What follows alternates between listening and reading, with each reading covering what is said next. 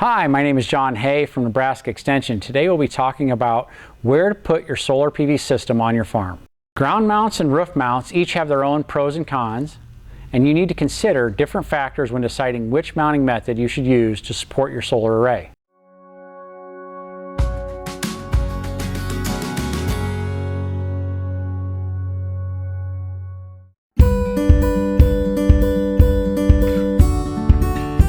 When choosing between a roof mount and a ground mount, you can determine the optimum tilt angle for your panels. Your location north or south of the equator affects the angle of the sun in the sky. In the northern hemisphere, optimal production occurs when solar panels are facing south. The general rule is to tilt solar panels the number of degrees that your latitude is from the equator. For example, if your latitude is 40 degrees north, your panel should tilt approximately 40 degrees from horizontal.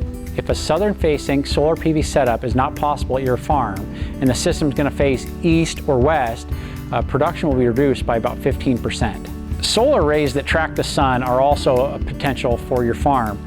In this case, they may track the sun from east to west as it crosses the sky. These systems have increased production of as much as 20%, however they do add cost and maintenance.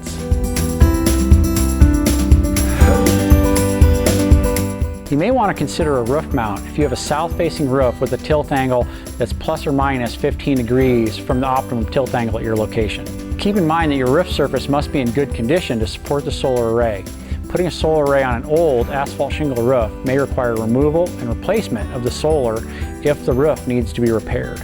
A good choice of roof for a roof-mounted solar array is one that is near the farm's electrical load, as well as one that can handle the added weight or can easily be modified to handle the weight of the solar.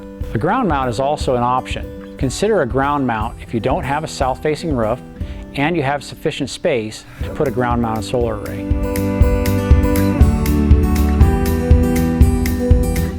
One advantage of a ground mount solar array is that they can be built at the optimum tilt angle for your location, maximizing electricity production, while a roof mount may need to be put in at the angle of the roof. Building a roof mount requires less racking and labor to install. Remember though, it is mandated by law to have a rapid shutdown system for electrical safety on roof-mounted systems. This tends to mean more expensive inverter systems than ground mount arrays.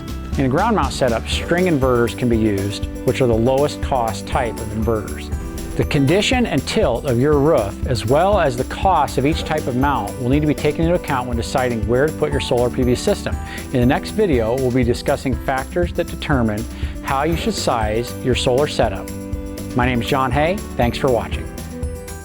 This video is the second in a 4-part series. To watch the previous video, click here to watch the next one, and don't forget to subscribe.